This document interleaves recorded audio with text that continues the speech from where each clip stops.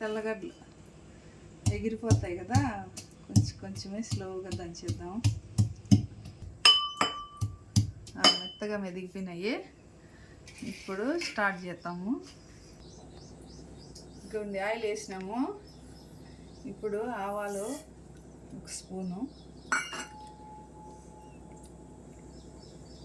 చిట్లిన తర్వాత కరివేపాకు,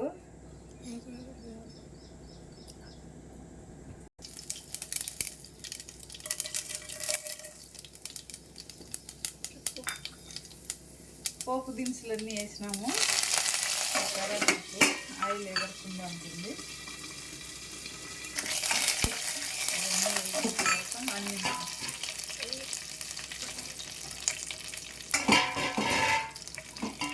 ఇప్పుడు ఆనియన్స్, ఎర్రగడ్డలు వేసేద్దాం.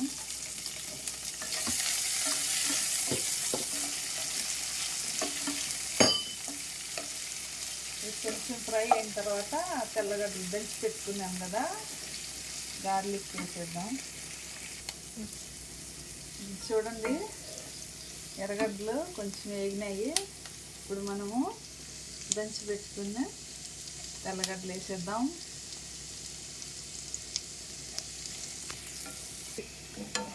చూడండి ఫ్రెండ్స్, వేగిపోయింది ఎర్రగడ్డ తెల్లగడ్డ. దొండకాయలు వేసేద్దాం.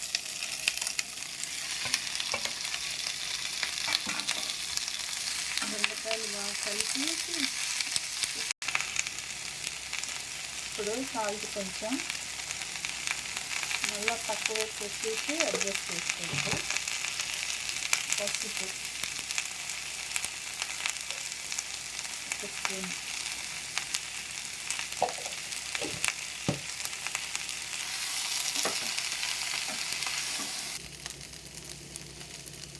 ఇప్పుడు మనము దొండకాయ తాలింపుకి కొంచెం ధనియాల పొడి, ఇది ధనియాల పొడి, కారపొడి, జీలకర్ర పొడి వేసేద్దాం.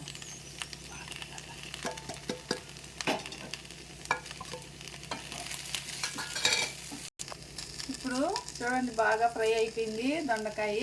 ఇప్పుడు శనగగింజల పొడి, దీంట్లో ఏం వేయలేదండి. వేయించిన శనగగింజలు పొడి కొట్టి పెట్టుకుంటాను నేను, అప్పటికప్పుడు వేయించే పని లేకుండా.